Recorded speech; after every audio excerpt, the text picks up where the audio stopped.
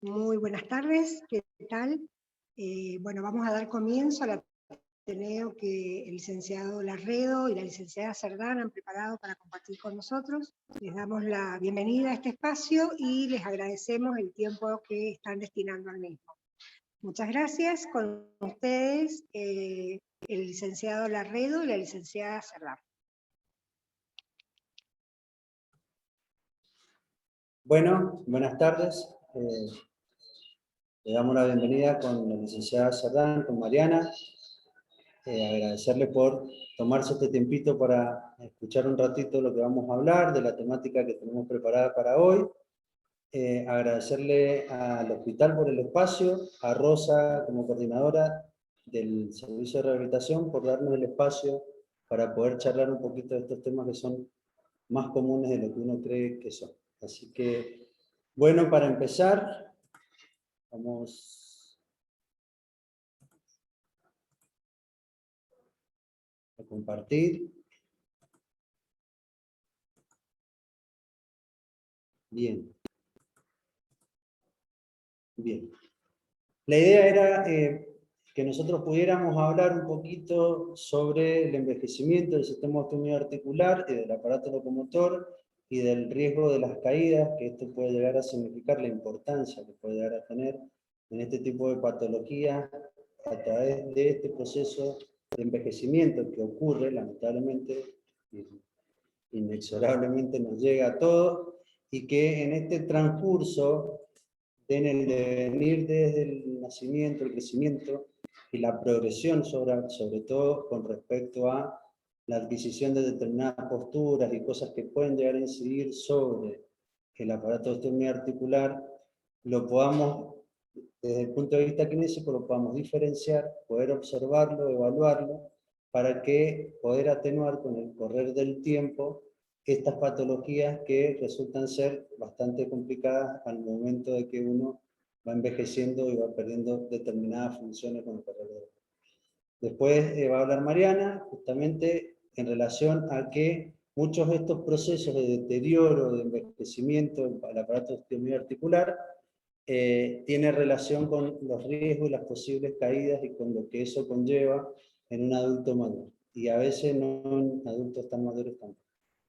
Bueno, dicho esto, lo que vamos a empezar a desarrollar tiene que ver justamente con el envejecimiento del aparato locomotor, y si nosotros lo vemos desde el punto de vista, desde el concepto, el sistema osteoarticular es conocido como el aparato locomotor, es el conjunto de órganos que realizan la función de locomoción.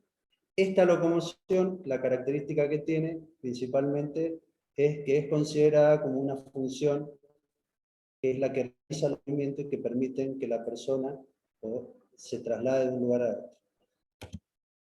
Dentro del sistema osteoarticular lo podemos diferenciar en una parte pasiva y una parte activa en relación a la función que realiza cada una de estas partes, y desde el punto de vista de la parte de lo que tiene que ver con la parte pasiva, tenemos que la constituye el esqueleto, el conjunto de huesos, cartílagos, que están unidos a través de las articulaciones, y la parte activa que la desarrolla justamente los músculos, las partes blandas, que están regidos por el sistema nervioso y que al contraerse actúan sobre el esqueleto, provocando los movimientos y equilibrios del cuerpo. Todo va a tener que ver en esta relación que decíamos al principio del proceso evolutivo. A medida de que nacemos, vamos creciendo, llegamos al pico de crecimiento y a partir de ahí empezamos a decrecer. Pero una cosa tiene que ver con la otra. Tenemos la estructura, que es la parte pasiva, y la parte activa, que son todas las partes blandas, que a través de estas podemos movilizar las estructuras pasivas como son las articulaciones.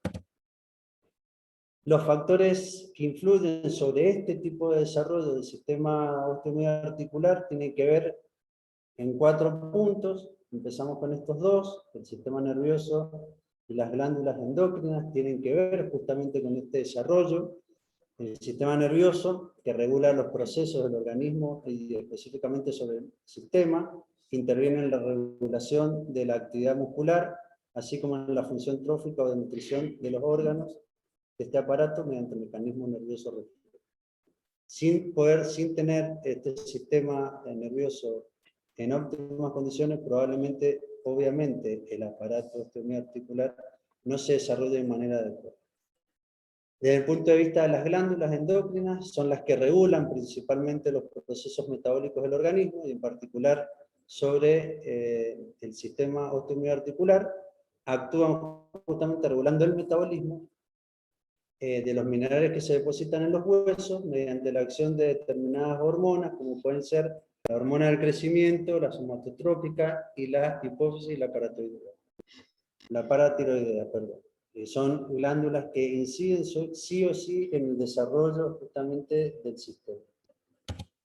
También es importante tener en cuenta la nutrición, justamente, pues, especialmente porque algunos componentes, como son los minerales y las vitaminas, también inciden sobre este desarrollo, y el trabajo mecánico, que implica el ejercicio físico realizado en las actividades laborales y deportivas, que influyen considerablemente sobre el organismo humano y en conjunto especialmente sobre el sistema osteomiarticular.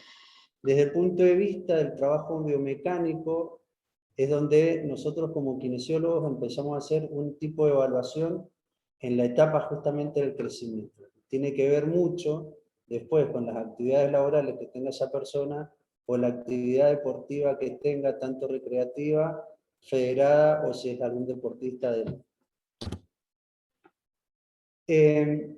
Desde el punto de vista de la biomecánica, nosotros, si hablamos desde el concepto de lo que es la biomecánica, que es el análisis de la mecánica del movimiento del cuerpo humano, y que se trata de la ciencia que explica cómo y por qué el cuerpo se mueve de la forma en la que lo hace, nosotros, el estudio justamente de la biomecánica, como parte de kinesiólogo de nuestra currícula, en la etapa de formación en la universidad,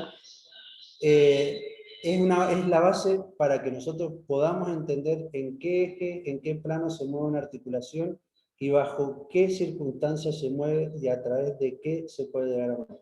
Si nosotros no tenemos bien en claro qué significa la biomecánica, el movimiento, difícilmente podamos detectar alguna alteración del aparato locomotor. La dividimos a la biomecánica en tres grandes grupos, ¿sí? La biomecánica médica, la deportiva y la ocupacional.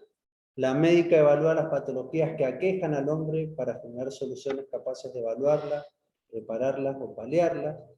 A esto me refiero, acá también, o sea, nosotros estamos incluidos dentro de estos tres tipos de biomecánica, pero es importante que nosotros sepamos, lo que decía recién, sepamos evaluar qué es lo que estamos viendo que pudiera llegar a estar alterado o no.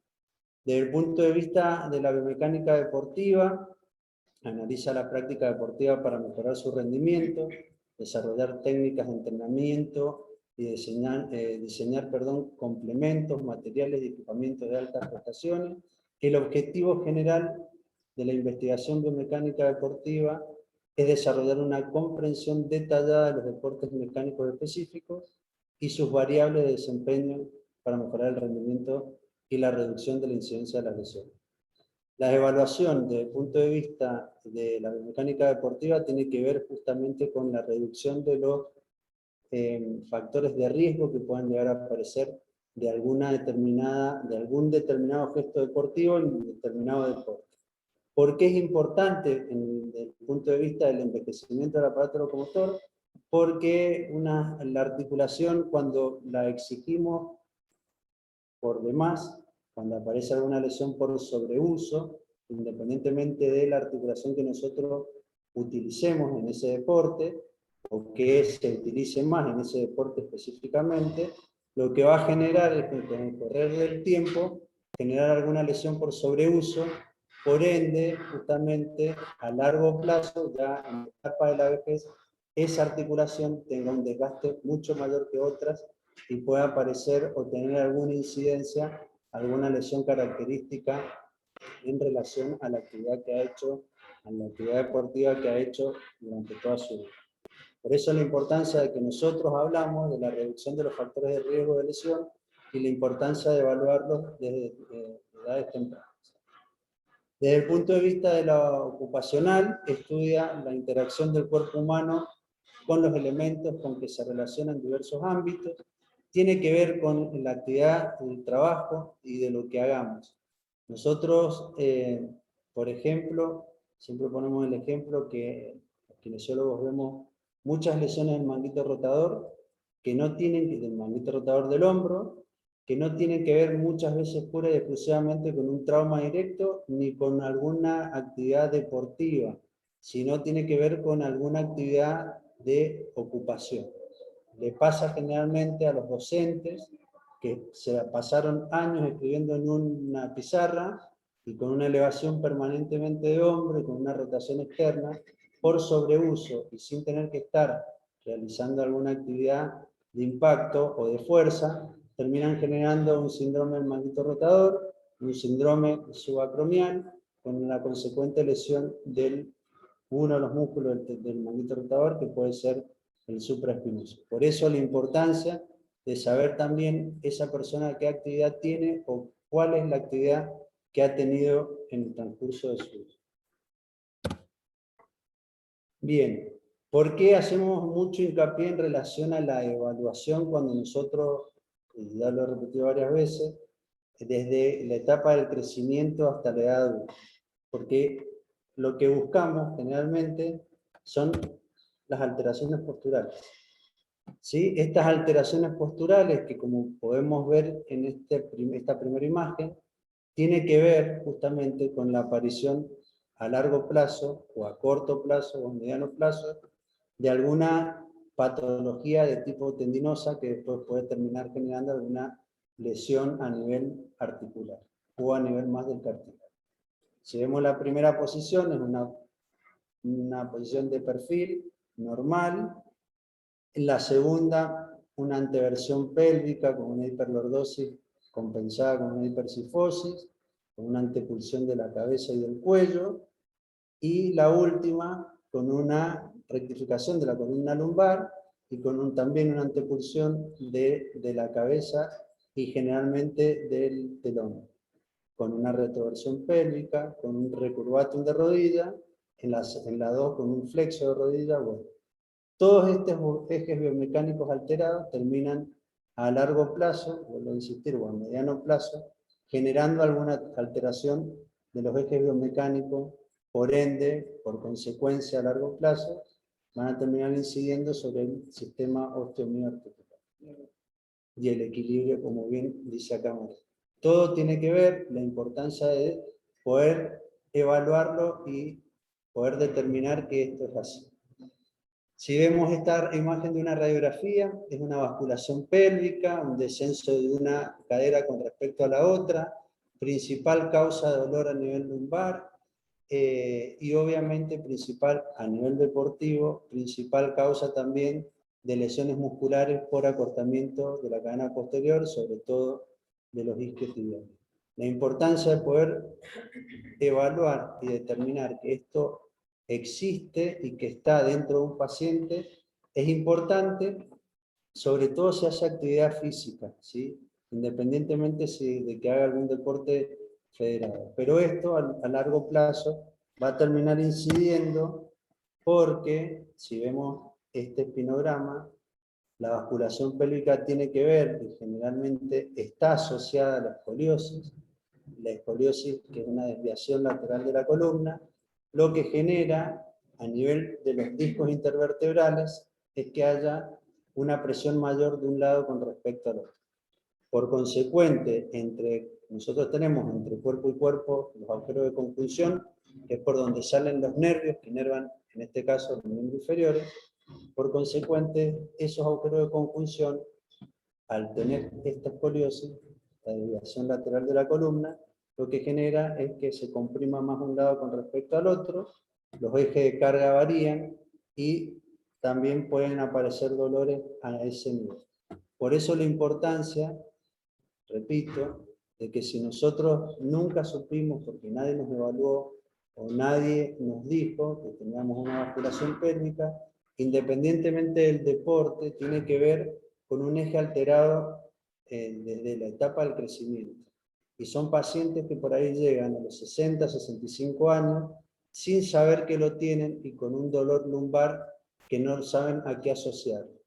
Entonces, la importancia de poder nosotros determinarlo como kinesiólogos es porque muchas veces son pacientes que vienen con un pedido de fisioterapia por dolor lumbar, pero con un diagnóstico de lumbalgia que es el dolor lumbar generalizado, sin saber específicamente cuál es la causa que provoca ese dolor.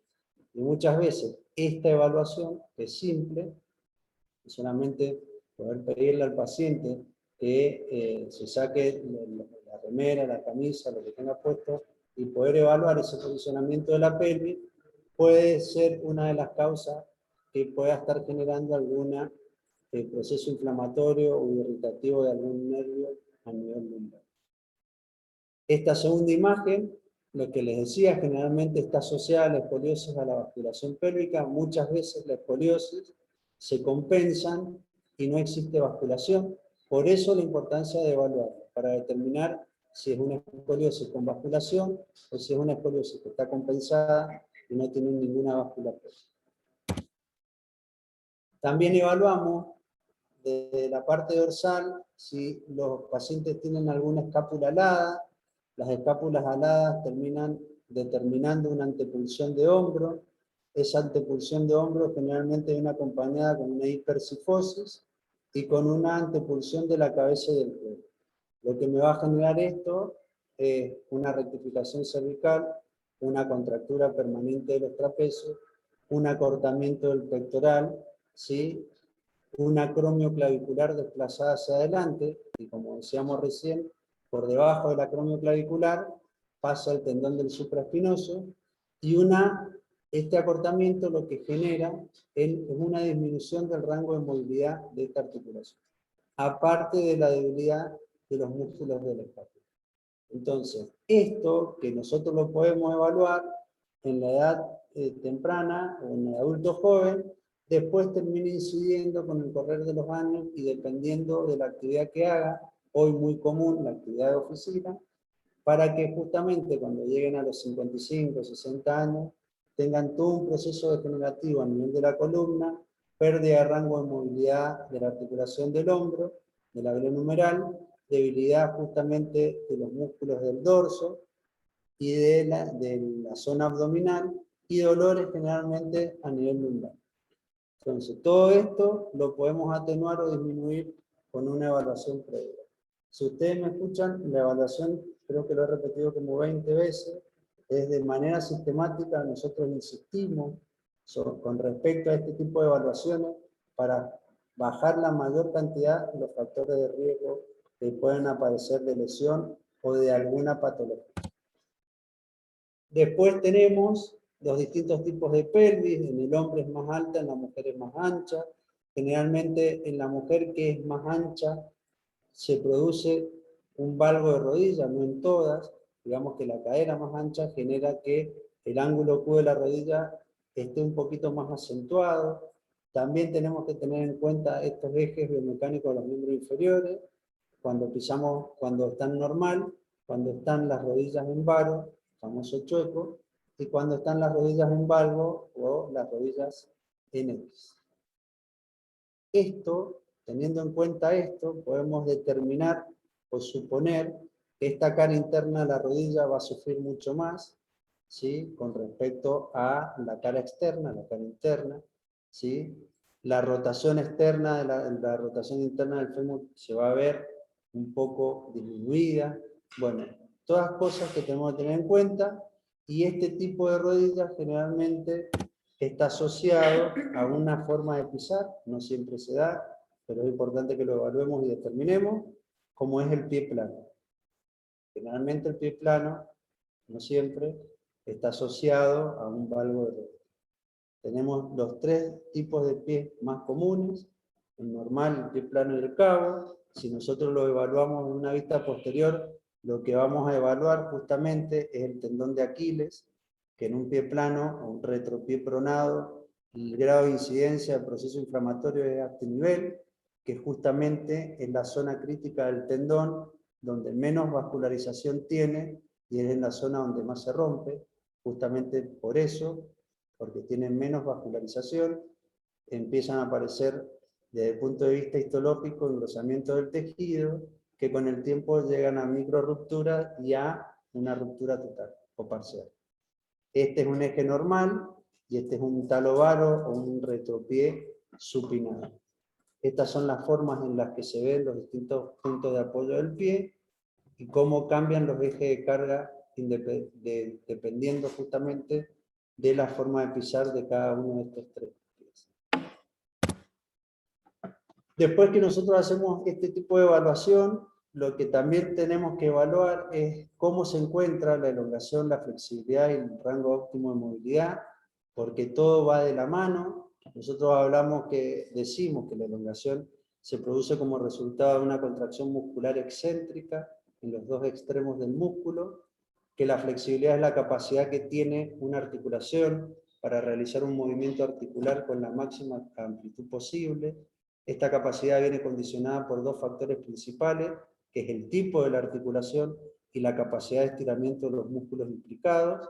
Y el ROM, el rango óptimo de movilidad, es el elemento de la flexibilidad y se define como la capacidad para desplazar un segmento o parte del cuerpo dentro de un arco de recorrido lo más amplio posible, manteniendo la integridad de las estructuras anatómicas implicadas. Entonces, si yo no tengo buena elongación, no voy a tener buena flexibilidad, por ende no voy a tener un buen rango de movilidad. Pero si tengo buena elongación, buena flexibilidad, el rango óptimo de movilidad va a ser normal, por ende la aparición de alguna lesión o algún proceso inflamatorio de origen tendinoso no va a aparecer o va a aparecer ya en una etapa mucho más adulta y ya va a tener que ver con los componentes justamente musculares y tendinosos, por el envejecimiento en sí. Está demostrado que la inactividad mecánica del aparato locomotor conduce a la atrofia de los órganos que la componen. Si nosotros lo que no se usa se atrofia, por eso es lo importante de que en la etapa adulta sigamos con la actividad física controlada, cada uno tiene su forma de poder adecuar esa actividad física o la demanda de actividad física para que justamente esto no pase. También se ha observado que determinados trabajos especializados y deportes específicos pueden producir alteraciones en algunos órganos de este aparato, ya sea por la adopción de posiciones viciosas o por actividad intensificada en determinadas regiones del cuerpo.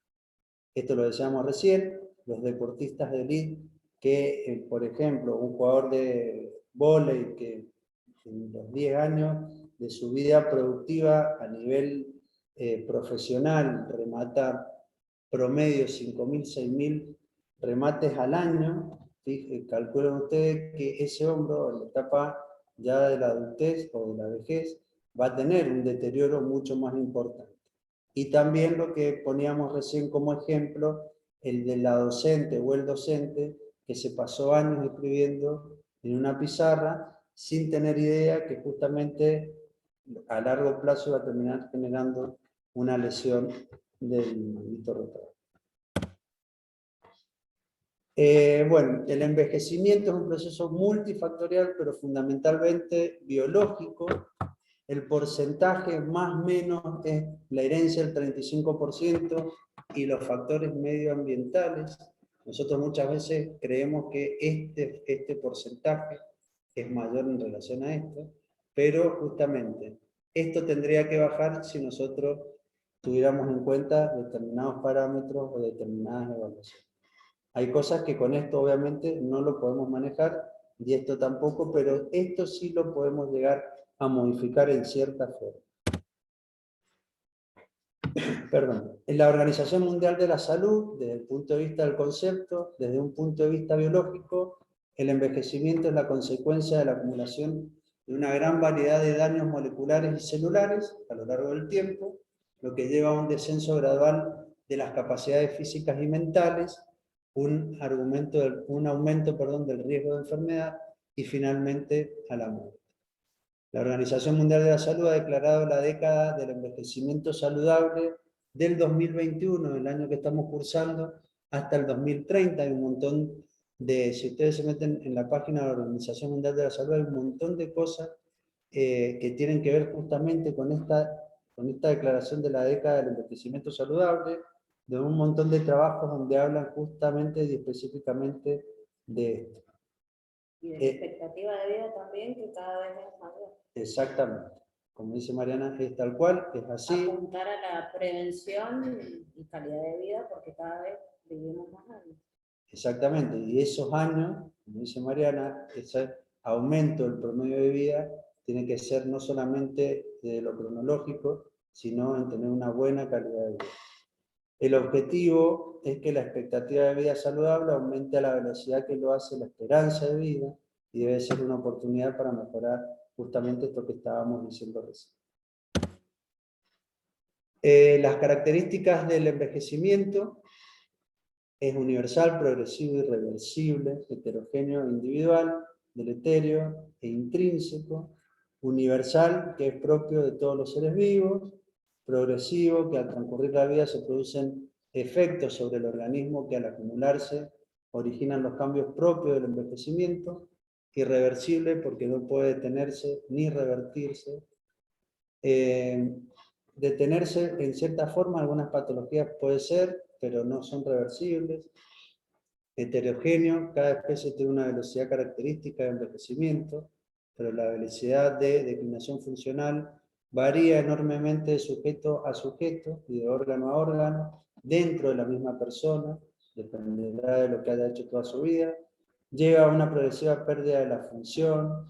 Desde el punto de vista intrínseco, no es debido a factores ambientales modificables, ¿sí? Es lo que trae cada uno de las personas. En los últimos 20 años se ha observado un aumento progresivo en la expectativa de vida de la población. Esto de los factores intrínsecos es lo que la persona tiene, como por ejemplo, si ponemos un ejemplo, un pie plano. O sea que son todos estos factores intrínsecos en donde nosotros podemos incidir para poder corregirlo. Los extrínsecos no, porque tienen que ver ya con algo que no depende de nosotros, pero de los intrínsecos tendríamos que reducirlo lo más que se pueda a esos factores de riesgo. Todo lo anterior nos permite entender que actualmente se puede contar con una mayor tasa de sobrevida, pero que definitivamente esta se asocia a diferentes cambios físicos y fisiológicos. Consecuencias fisiológicas o fisiopatológicas que tenemos, que vamos adquiriendo en el sistema osteomioarticular, el soma, es el descenso progresivo de altura, osteoporosis, colapso vertebral y fractura de los huesos largos, con traumas mínimos, limitación articular, pérdida de fuerza muscular progresiva, disminución de la eficacia mecánica del músculo. El músculo va perdiendo un poco más de elastina, al no ser tan elástico, lo que genera es una retracción. Esa retracción, como habíamos visto recién, lo que me va a generar es una pérdida del rango de movilidad, esta limitación articular. Entonces todo es como si fueran eslabones de una cadena que van todos teniendo que ver con todo, y son las consecuencias justamente a las que llegamos con el envejecimiento del sujeto. El ejercicio como terapia de anti-envejecimiento es practicado de manera, si es practicado, perdón, de manera apropiada, es la mejor herramienta disponible que hay hoy para retrasar y prevenir las consecuencias del envejecimiento, así como para fomentar la salud y el bienestar de la persona. De hecho, el ejercicio físico ayuda a mantener el adecuado grado de actividad funcional para la mayoría de las funciones orgánicas, y de manera directa y específica, el ejercicio físico mantiene y mejora la función muscular esquelética, osteoarticular, cardiocirculatoria, respiratoria, metabólica, endocrina, inmunológica y psiconeurológica. En los últimos años, mucha gente adulta se volcó a hacer actividad como el running, ¿sí? Muchos empezaron con caminatas, que no deja de ser una buena actividad para realizar, pero algunos se largaron a hacer actividad más de impacto sin estar controlados y sin haber hecho nunca actividad física. Entonces, como un poco de moda se pusieron los grupos de running, mucha gente joven y otra no tanto, empezaron a realizar esta actividad sin tener ninguna evaluación previa. Y no hablo desde el punto de vista kinésico, sino que hablo de evaluaciones previas tanto desde el punto de vista cardiológico, como desde el punto de vista nutricional y también de la parte kinésica. Cardiológico porque muchas veces, o a veces, estos deportistas empiezan o van a un cardiólogo pidiendo un apto físico y en realidad lo obtienen porque su aparato cardiovascular está bien, pero nosotros insistimos con esta necesidad de hacer una evaluación más integral y que no sea pura y exclusivamente una evaluación cardiológica. ¿Por qué? Porque nos encontramos con un montón de las cosas que vimos recién que pueden ser determinantes para aparición de lesiones y ya siendo una persona muy adulta, la aparición de lesiones son muy rápidas. Aparte de que aparecen, generan que esa persona que se inició en algo para hacer una actividad física, que sea recreativa, la termine dejando a muy corto plazo, con la consecuente dolores, procesos inflamatorios y todo lo que viene asociado con eso. Los beneficios de la actividad física y del ejercicio: prevención y reducción de los riesgos de enfermedades como obesidad, diabetes, osteoporosis, cáncer de colon, enfermedades coronarias, depresión y accidentes relacionados con caídas, incremento de la longevidad y disminución de la discapacidad, reducción de la ansiedad y el estrés, esto es buenísimo, aumento de la confianza y de la autoestima, buenísimo también, mantenimiento de un peso saludable y mejoría en la capacidad física.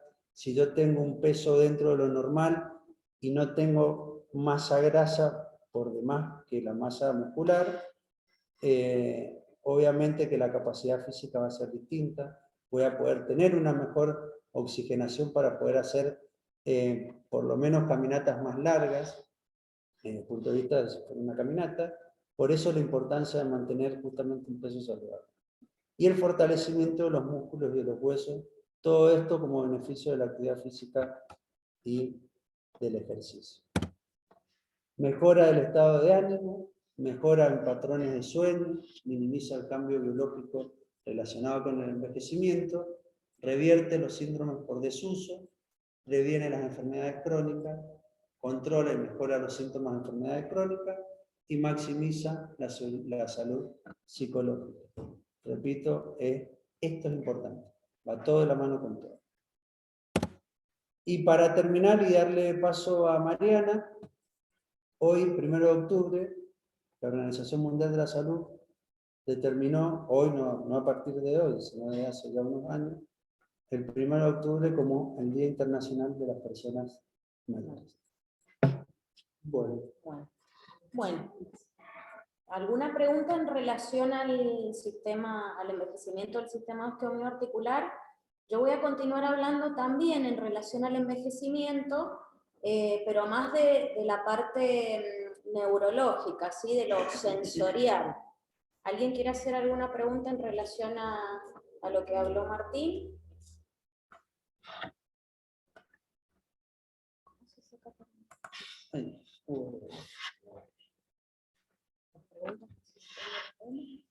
No.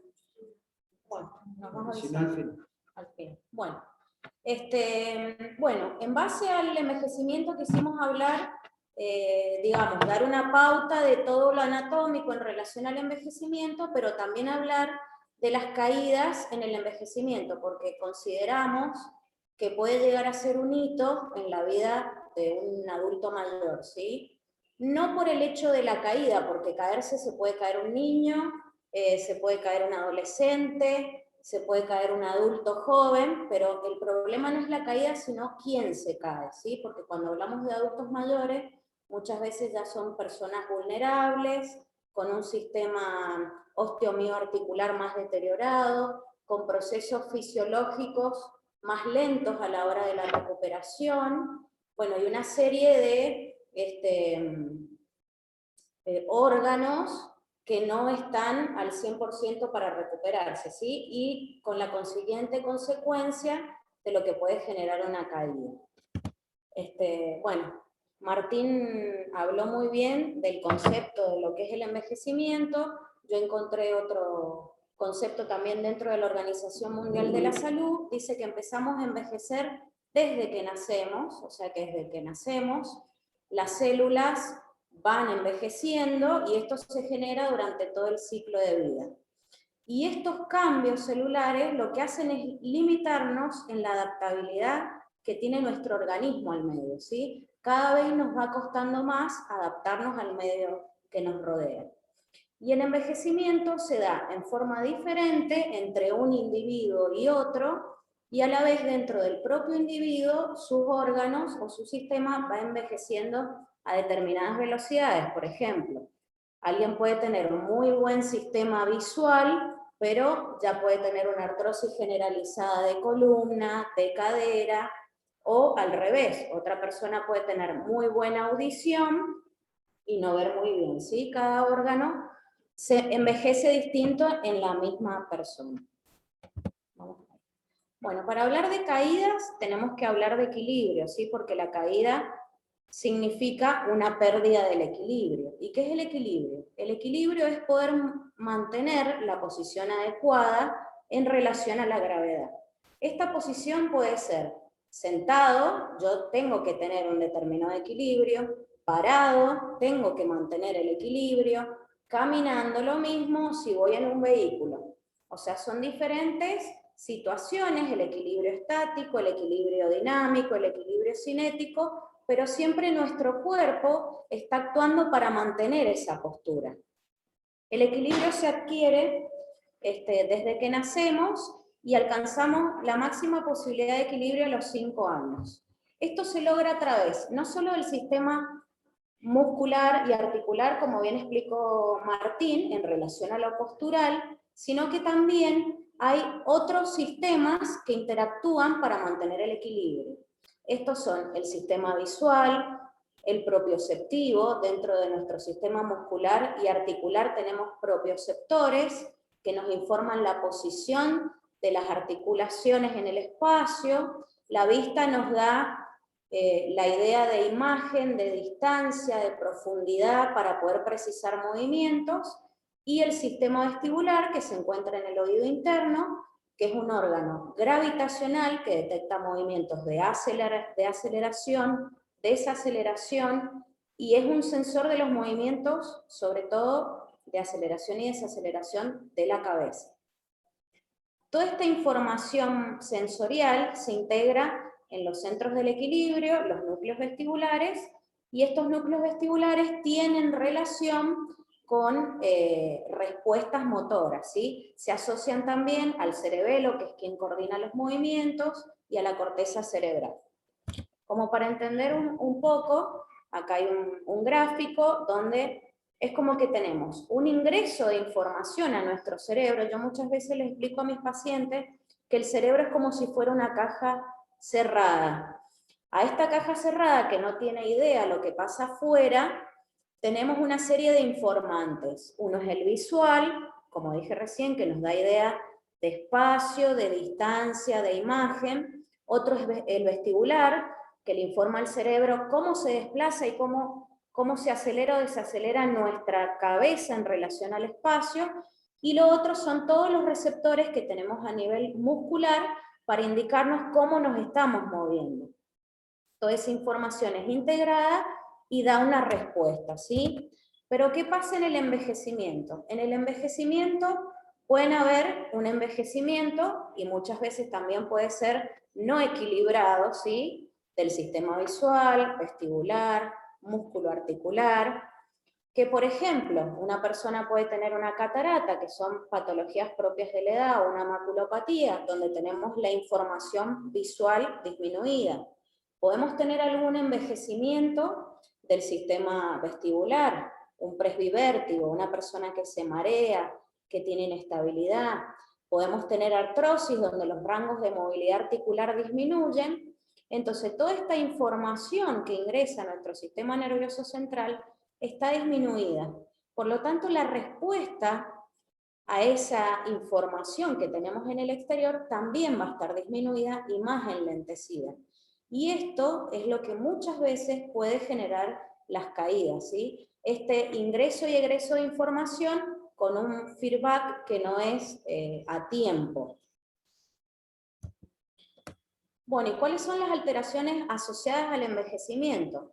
Se genera un tiempo de reacción más lento, hay una disminución de los reflejos correctores, posturales, bueno, como bien Martín dijo, se pierde la masa muscular, la osteopenia, la osteoporosis, disminuye la movilidad articular, todo este deterioro sensorial que yo les decía, pérdida auditiva, pérdida visual, alguna alteración vestibular, la disminución de la capacidad aeróbica, a veces aparece la depresión, el desamparo, temor a las lesiones, la falta de motivación.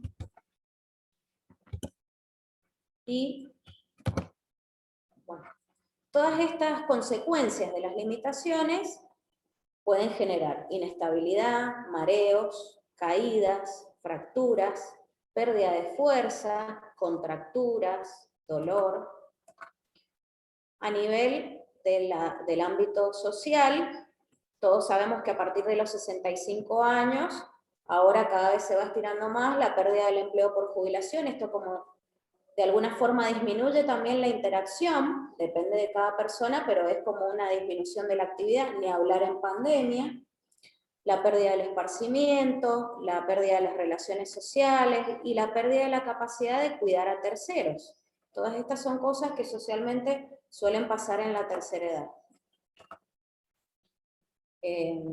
Psicológicas, como puede ser la depresión, cuando hay una caída, el temor a que se generen nuevas caídas, la pérdida del control físico propio del cuerpo. Esto hace que uno pierda la capacidad de autocuidado, de cuidar a otro, y la incapacidad, ¿sí? ¿Qué tenemos que tener en cuenta cuando se generan las caídas? Las caídas pueden generar desde una simple herida a una fractura que va a requerir una hospitalización y produce elevada morbilidad y mortalidad en el adulto mayor. Esto genera muchas veces atención médica y hospitalización. Y puede llevar también hasta la muerte y obviamente discapacidad, ¿sí? Las consecuencias de las caídas pueden ser desde los traumatismos, las fracturas más comunes son fracturas de cadera, fracturas de columna vertebral, de costillas, de fémur, de muñeca, que como dije recién, muchas veces generan la necesidad de hospitalización, cirugía, ni hablar de una persona que se cae, que se fractura, que tiene patologías asociadas y no puede ser operado, muchas veces quedan postrados. Otra de las consecuencias de una caída puede ser el temor a caerse. Esto influye en las actividades del paciente para ser más independiente y mantener las capacidades funcionales en su vida diaria. Y la repercusión en el ámbito social hace que ese temor también el paciente sea más dependiente y socialmente se aísle, ¿sí? O sea que no tenemos que tomar de forma muy natural ni propia del envejecimiento las caídas, porque las consecuencias son bastante severas y graves. Una caída puede generar desde un déficit hasta una incapacidad, hasta la dependencia. ¿Cuáles son los factores que predisponen a las caídas? La edad es uno de los factores por el propio envejecimiento y es directamente proporcional, ¿sí? A mayor edad, mayor riesgo de caída. Algunos medicamentos, como son los psicofármacos, los medicamentos para dormir, bueno, hay varios medicamentos que en conjunto se potencian y pueden generar que el paciente esté con mareo, somnolencia, y esto puede generar un aumento de tener más probabilidades de caída. El haber tenido caídas recientes también predispone a un aumento de la probabilidad de riesgo de caídas. Los problemas físicos y sensoriales, como dije recién, una disminución a nivel del sistema visual, vestibular, propioceptivo. Los problemas cognitivos, pacientes que tienen alteraciones en la memoria, en la atención, que no prestan atención, que tienen alteradas las praxias, que no saben cómo seguir una tarea, tienen mayor riesgo de presentar caídas, y bueno, y otras enfermedades como puede ser enfermedades ya bien neurológicas, como puede ser el Parkinson, que son pacientes que se caen mucho, pacientes con problemas vestibulares, diferentes patologías que sí afectan directamente el equilibrio. Bueno, y dentro de las caídas tenemos que tener en cuenta 3 situaciones, y son situaciones en las que podemos intervenir.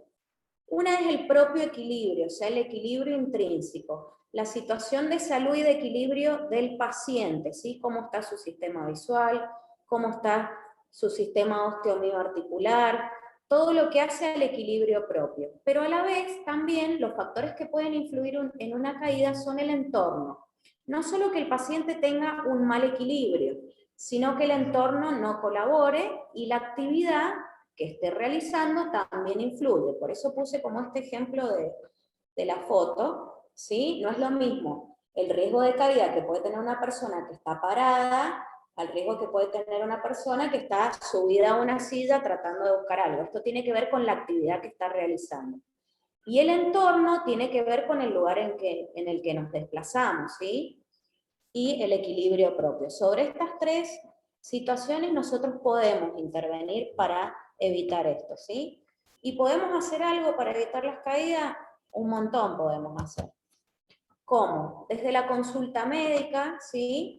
Donde el médico haga un chequeo general de cómo está la salud visual del paciente, cómo está la salud osteomioarticular, desde el punto de vista si el paciente escucha bien, desde todo lo sensorial, desde lo cognitivo, con quién vive ese adulto mayor, si vive solo, si vive acompañado, por ahí con el adulto mayor que vive solo, a veces habría que asesorarlo en relación a las caídas, porque por ahí hay adultos mayores que se caen, y es más peligroso el tiempo que pasan tirados hasta que alguien venga a poder socorrerlos, que muchas veces la caída en sí, ¿sí? Entonces, bueno, en la consulta médica todo lo que tiene que ver a toda la parte sensorial, osteomioarticular, como muy bien dije, la parte farmacológica, bueno, todos los factores que pueden incidir en el riesgo de caídas.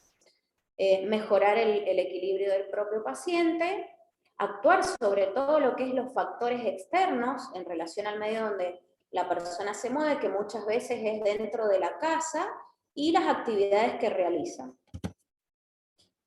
¿Cuáles son las actividades para mejorar el propio equilibrio? Como bien Martín dijo, todos los beneficios que tiene la actividad física, ¿sí? Desde la actividad en el agua, hacer qigong, tai chi, baile, cualquier tipo de actividad, obviamente con un asesoramiento de la actividad más adecuada para la persona, pero es lo que va a ayudar a mejorar el propio equilibrio. En relación a los factores que tienen que ver al entorno, por lo general el adulto mayor se maneja dentro del hogar, ¿sí? Hay que asesorar y tener en cuenta el calzado. El calzado tiene que ser de suela de goma, que agarre bien el tobillo, que no se resbale. Muchas veces y muchas caídas tienen que ver con todo este entorno que no está adecuado a la persona, ¿sí? La ropa que no use, ahí tenemos un dibujito con un batón, tocan el timbre, la persona va apurada a atender, se engancha con un picaporte y se cae, ¿sí? La ropa que no sea muy holgada, que no tenga posibilidades de engancharse con algún mueble, lo mismo con las sábanas, con los acolchados que por ahí cuelgan, la persona se levanta en la noche para ir al baño, se enreda con el acolchado y se cae. El tipo de alfombra, hay mucha gente que pone alfombras a los pies de la cama, no están pegadas, eso se levantan, lo pisan y es un patín ideal para tener una caída. Las escaleras, accidentes también y caídas que son muy posibles y que son muy peligrosas, donde hay que iluminarlas, poner barandas, poner antideslizantes. Si la persona tiene problemas de vista, uno puede colocar diferentes cintas que hagan contraste, que tenga buena iluminación. Otra de las situaciones en las que se generan caídas es cuando el adulto mayor riega o en el jardín porque pisa baldosa y tiene césped. Esos cambios de del pie y de propiocepción muchas veces generan inestabilidad, pueden generar caídas.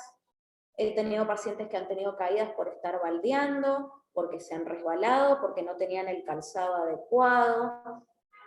Bueno, son situaciones que hay que tener en cuenta. En el baño, la alfombra dentro de la bañadera o de la ducha, fuera, que sea antideslizante. Bueno, son todos tipos de asesoramiento que uno le puede dar al adulto mayor para que a lo mejor preste atención a su entorno y no tenga ningún tipo de accidentes dentro de su casa. Con respecto también a esto, el tema de las ayudas técnicas o bastones o andadores, también es una indicación médica, un bastón o un andador, tiene una forma de usarlo y muchas veces si la persona no la usa adecuadamente puede ser también generar un riesgo de caída, ¿sí? Muchas veces uno pone un bastón o un andador para disminuir la carga de peso, por ejemplo, en una articulación que está con dolor, para mejorar el equilibrio, pero tiene que el paciente o el adulto mayor saber usarlo. Bueno, adaptar el entorno a la persona y no la persona adaptar el entorno, como vimos la foto anterior, que era la persona subiéndose para buscar algo arriba de un mueble, donde podría tener eso a la altura de la mano y no correr un riesgo de caerse. Bueno, yo lo que quería comentarles es que en el servicio también de rehabilitación nosotros hacemos una evaluación clínica y funcional del equilibrio, o sea, todo esto que hemos estado hablando, hacemos tratamientos, fisioterapia para los problemas osteomioarticulares, terapia motora, creo que hablaba más del tema de la movilidad articular, para un buen articular, flexibilidad, fuerza, rehabilitación vestibular específica del equilibrio desde lo sensorial, ¿sí? Lo visual, vestibular, propioceptivo, terapia cognitiva, ¿estamos conectados? Sí. Sí. Terapia cognitiva, terapia ocupacional, también está el servicio de terapia visual y el área de educación física también, ¿sí?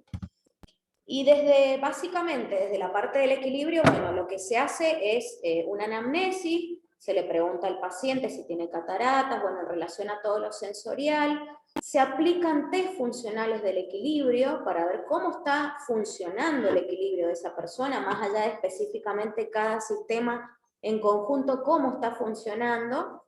Se toman test como, por ejemplo, FGA, Functional Gait Assessment, que es un test de probabilidad de riesgo de caída, donde mide la marcha dinámica.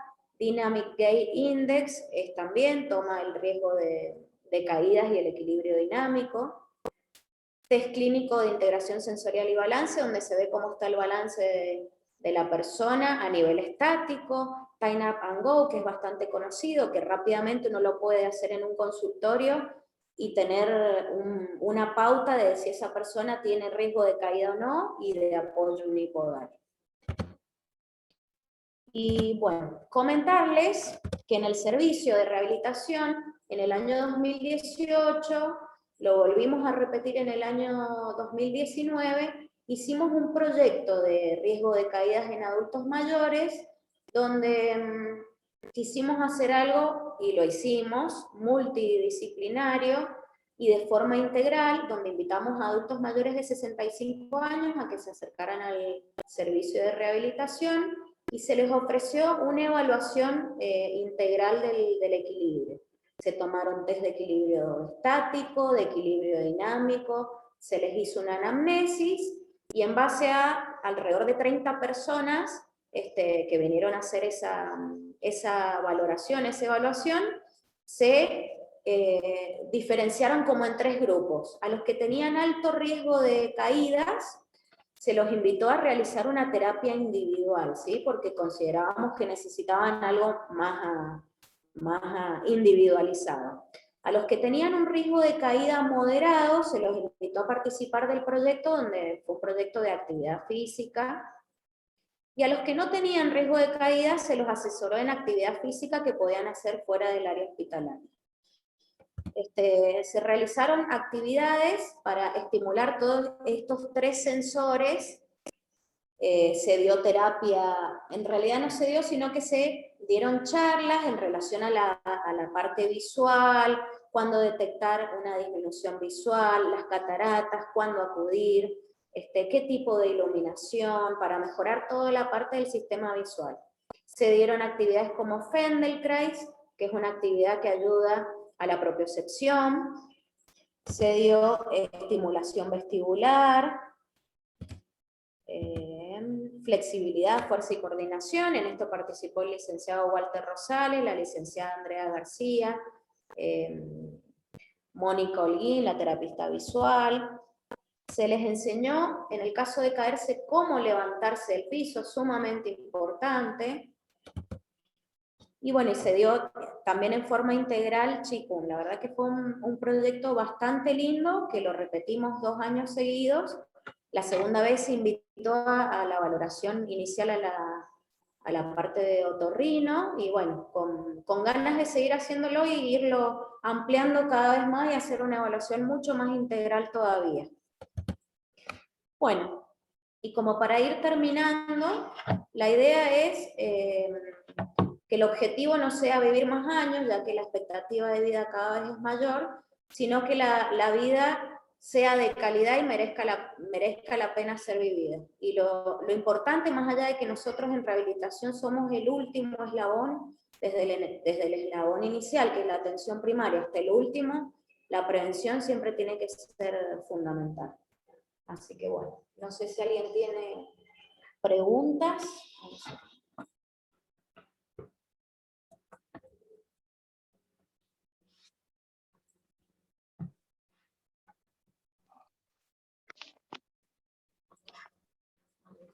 Me pareció como muy importante los aportes para que realmente podamos favorecer el trabajo interdisciplinario y que de algún modo todos los servicios conozcan qué es lo que en el servicio de rehabilitación podemos ofrecer en este trabajo conjunto de mejorar la calidad de vida del adulto mayor. Así que bueno, saben que dentro del servicio de rehabilitación contamos con distintas especialidades que pueden complementar las prácticas como las intervenciones clínicas. Así que bueno, estamos a disposición.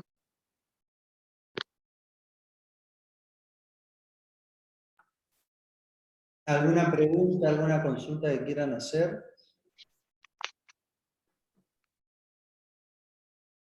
Esperamos unos minutitos.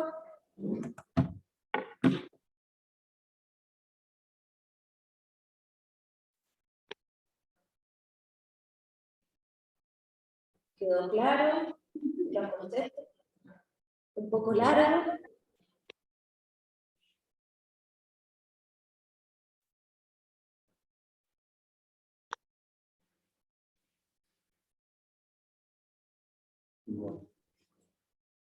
Bueno, muy bien. Bueno, si no hay preguntas, damos por finalizado el Ateneo. Posiblemente o más adelante nos encontremos también a través de este medio presencial, podamos ampliar un poquito más de lo que estuvimos hablando con respecto a las evaluaciones que tenemos, que hacemos en realidad en relación a justamente desde el punto de vista del SOC, el sistema optimizo articular, para disminuir los factores de riesgo que pueden aparecer en la etapa adulta.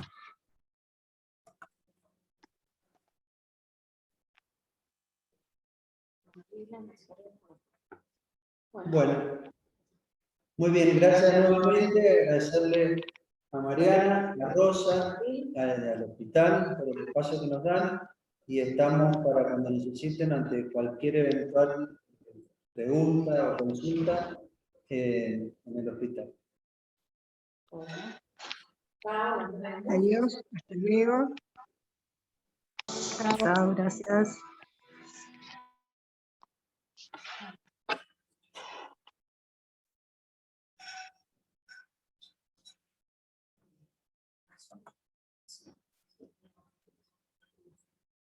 Sí.